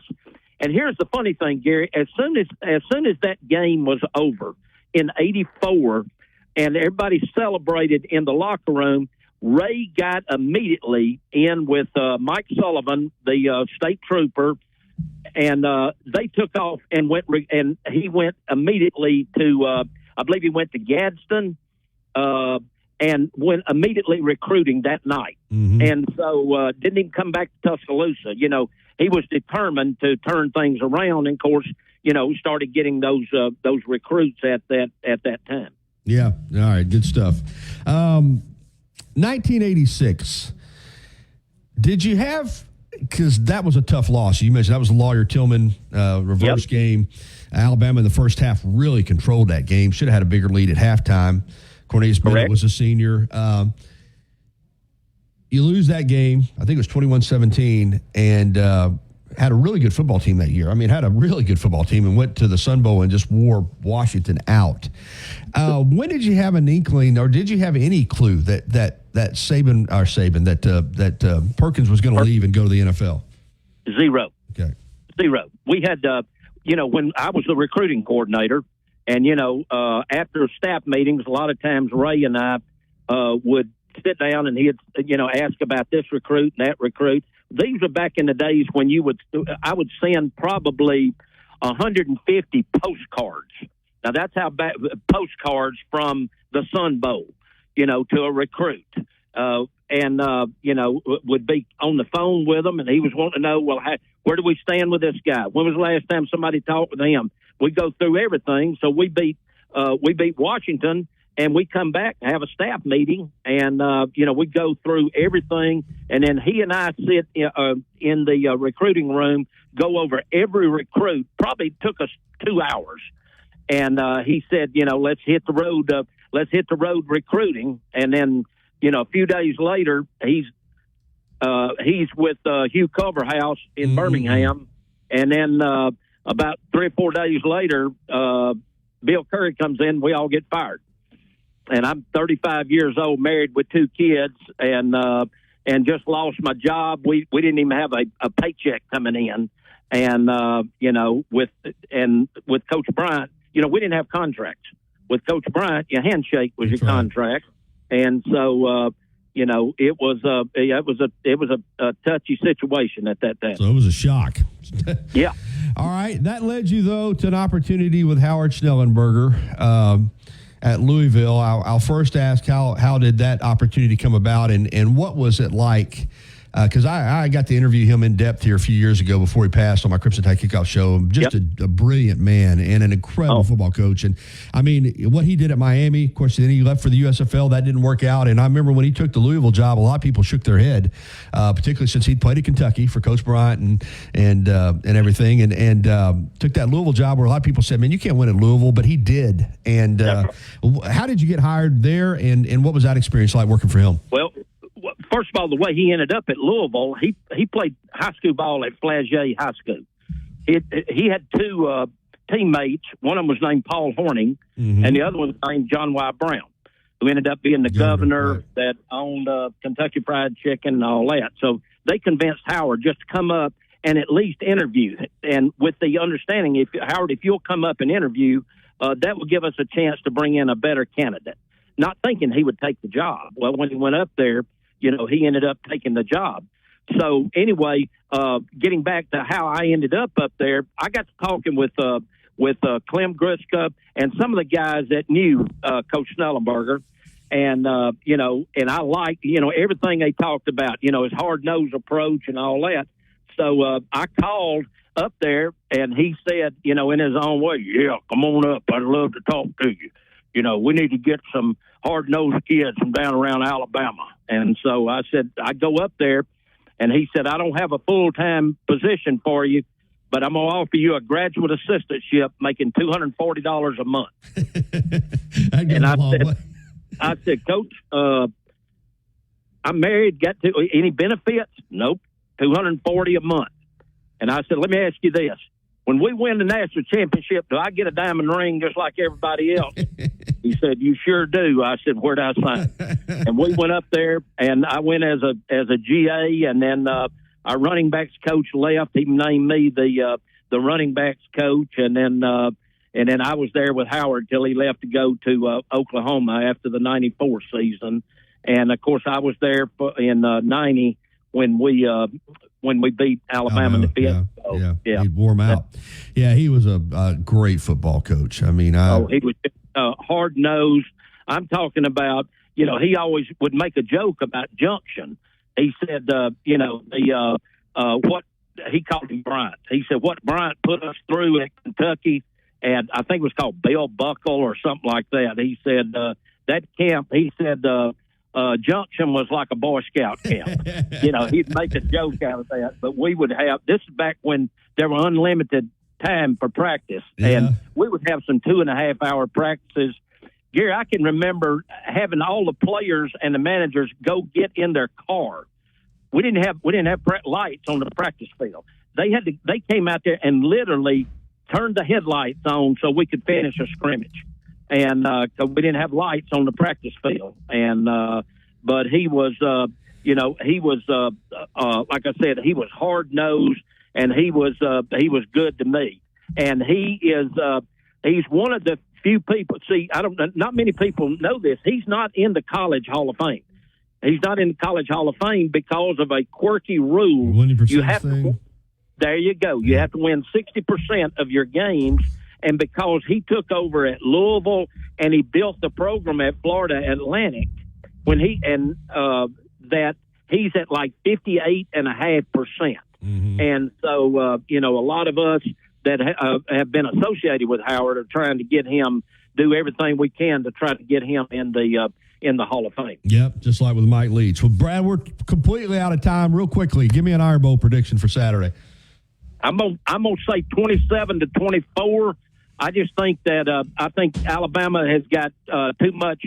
I think they've got too much depth, and with it being at home, I'm picking Alabama. Of course, my blood runs crimson, and I'm hoping to be able to celebrate and sing a little bit as soon as the game's over. Enjoy free shipping to your home on purchases over $25. Your new Academy Sports and Outdoor store is located at 4610 U.S. Highway 280 in Birmingham. Tide 100.9 Tuscaloosa weather. The sky becoming mostly sunny today, cooler, the high at 60. Clear tonight, the low at 40. Tomorrow, partly sunny during the day, then rain and a few thunderstorms coming in here tomorrow night. The high tomorrow afternoon in the upper 60s at 68. I'm James Spann on the ABC 3340 Weather Center on Tide 100.9. It's 57 degrees in Tuscaloosa. Catch every game and every moment right here. This is your home of Alabama sports. Tide 100.9 and streaming on the Tide 100.9 app. Oh, the show just flew by today. Programming note for tomorrow, the coach Ellis Johnson will join us tomorrow as Thursday. Obviously, we're not going to have a show on Thanksgiving, so we're going to move him up to break down the Iron Bowl and all the SEC rivalry matchups. That's tomorrow morning at 9 a.m. Hey, quick word about the YMCA of Tuscaloosa. Holidays are time you're going to be putting on the pounds because you're going to be eating. I mean, everybody's going to eat around the holidays. You should, but you can help work it off at the YMCA. They're ready for you when you're ready for the Y, 2300 13th Street, downtown Tuscaloosa. All right, that's going to do it for the Gary Harris Show. Catch me on TV tonight with your local sports and with Rodney Orr on Tider Insider TV at 6:30 tonight on WVUA 23. For Chase Brumfeld, I'm Gary Harris. Thanks for listening. T-Town Sports Daily is coming up next. Have a great day, everybody.